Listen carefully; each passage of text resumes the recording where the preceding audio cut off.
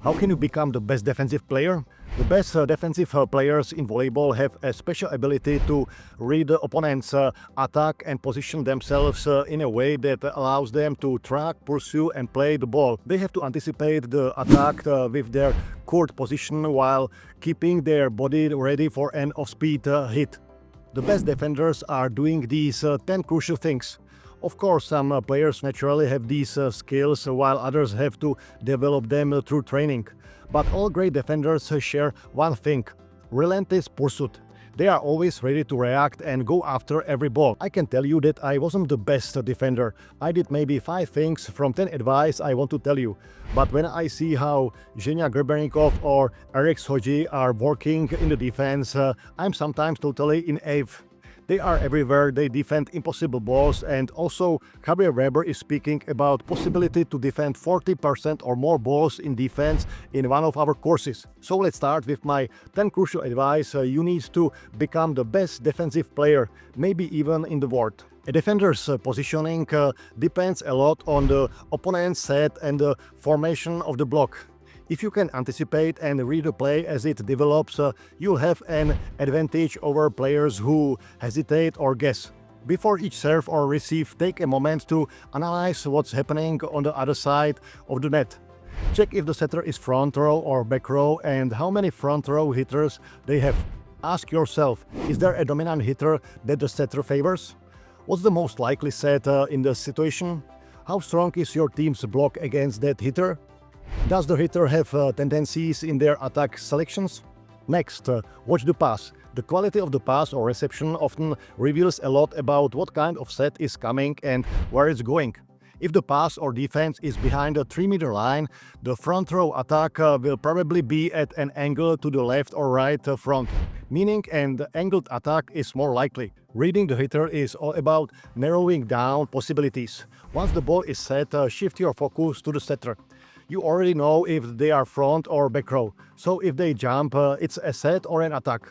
Some clues to watch for: is their body facing the net? Are they jumping? Do they only jump when they attack? Are they using one arm in a way that suggests a tip or a hit? After determining that the setter isn't attacking, shift to the hitter. Watch their approach. A fast approach usually means a hard attack, while a slower one suggests an off-speed attack like a roll, soft placement or a tip.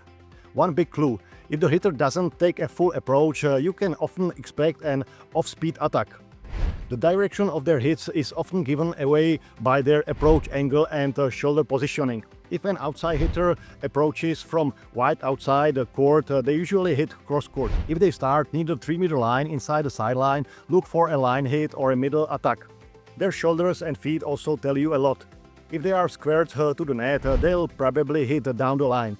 If they are angled to the net post, expect a cross-court hit. If they have to adjust their approach because of a bad set, they are more likely to go for a safe hit, often a cross-court. Next, pay attention to the hitter's arm swing. If the elbow drops into a shot-put position, an off-speed attack like a tip or a roll shot is coming. If you can clearly see the hitter's hand, they are probably moving slower and about to hit off-speed. If everything is fast, expect a hard-driven attack. The direction of their hand also gives clues. If their palm faces the line, even if their body faces cross-court, they might still hit down the line. The set itself plays a big role in the hitter's options. A perfect set near to the antenna, about 50 centimeters of the net, gives them the most choices. A tight set usually means a sharp angle if there is a block or hard, shallow hit if there isn't. A ball set outside the antenna often leads to a sharp cross-court attack. If the set is off the net, expect a deep ball at an angle. If it's behind the hitter or they are too far under the ball, an off-speed shot is likely. Understanding your team's blocking strategy is also crucial. If your blockers are forcing the opponent to hit to a specific area, you should be positioned accordingly. Don't stand directly behind your blockers. You won't be able to see the hitter. Instead, position yourself where you can read the attacker's body language, approach and even their eyes. Blockers should communicate whether they are blocking line or angle so defenders can adjust. Good defensive positioning starts with a balanced, low ready stance. Feet should be at least shoulder width apart, weight forward and arms in front. Defenders should react first by running, then creating their platform to dig. Absorb the ball's impact by relaxing the arms slightly upon contact. Always try to stay on your feet, and if the ball comes at your face, use an overhead dig to take it up. A great defender is always gathering information. Most hitters naturally hit where their body faces, and most attacks go cross-court. Off-speed shots are easier to read because of the slower arm swing. During warm-ups, take note of your opponents. Are they tall or short, quick or slow? Do they have a high vertical jump? Are they power hitters or finesse players like Erwin Ngapet? Can they adjust and still attack effectively on bad sets? Don't forget about the past. Even simple scouting can be the magical key. If possible, watch videos of your opponents, observe them in a match, or talk to teams that have played against them. Chart their attacks to see patterns. What's their favorite attack? Do they hit hard in certain situations? Do they tend to tip after getting blocked? Great defenders, not only liberos, have the mindset that they will get to every ball. Expect every attack to come your way and don't get caught by surprise. Focus first on stopping the hard-driven attacks.